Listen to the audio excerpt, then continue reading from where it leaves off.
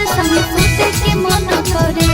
छौड़ा रे भात से पेट नहीं भरे भतार संग सुते के मन करे।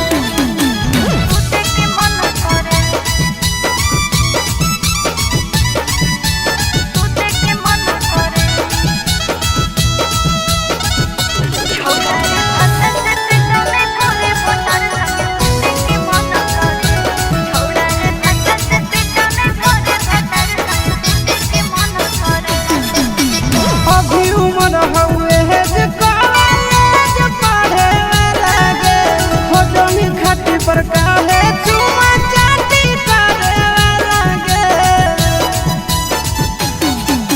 मन नाही करे अब कदम हमरा घरे के।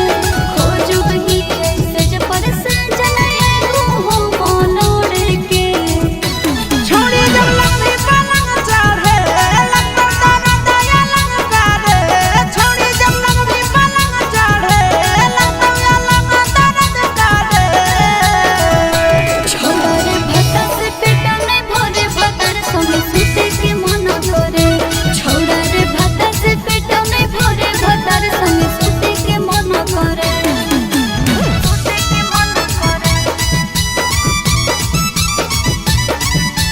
सुते के मन करे। छौड़ा रे भात से पेट नहीं भरे भतार संग सुते के मन करे। छौड़ा रे भात से पेट नहीं भरे भतार संग सुते के मन करे। अभी नहीं हर में